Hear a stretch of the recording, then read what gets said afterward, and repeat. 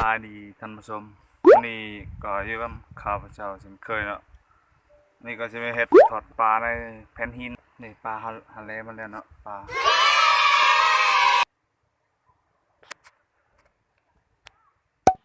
เอามาเอาเพชรเกลือปนใส่ได้เนาะมีแต่หัวกับหางพี่น้องคลุกเข้ากันคลุกเข้ากัน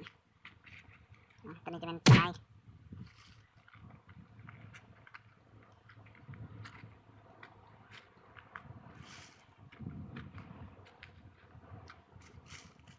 ตัวนี้มันตัวนี้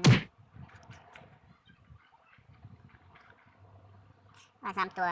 มีแต่หัว2 ตัวหัว2 หัว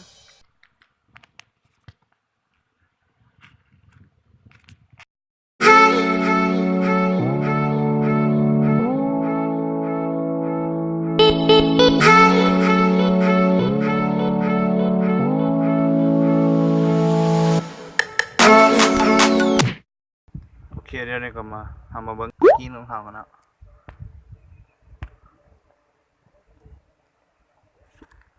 น่าจะฮ้อนนั่นแหละ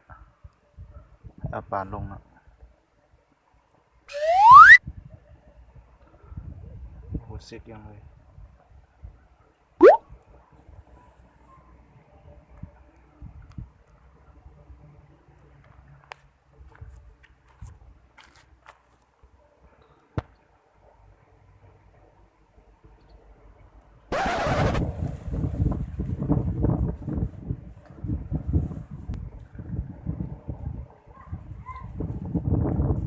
คนที่มีพานตลอด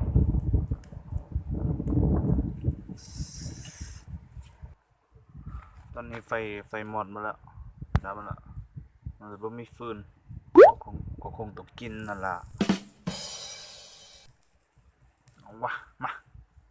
ลองชิมมึงดูนี่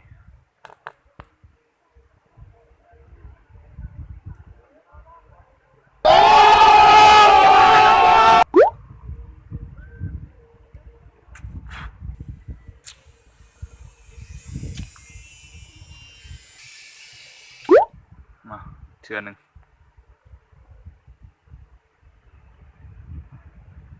น่ากินพอสมควรนั่นแหละ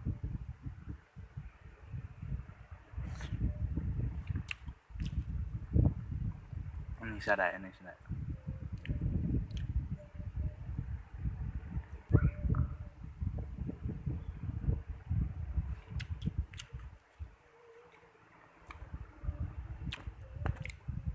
แซ่บๆ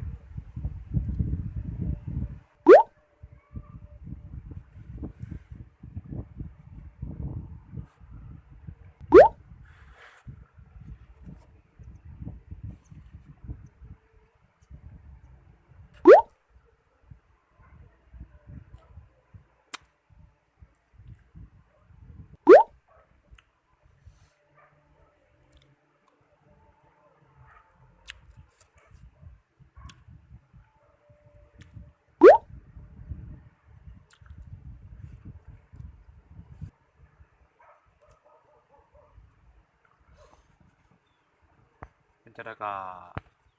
กดไลค์ค่ะเด้กดติดตามมาเลยเด้อเพื่อจะมีกำลังใจในการเฮ็ดคลิปหน้าต่อไปกินต่อครับ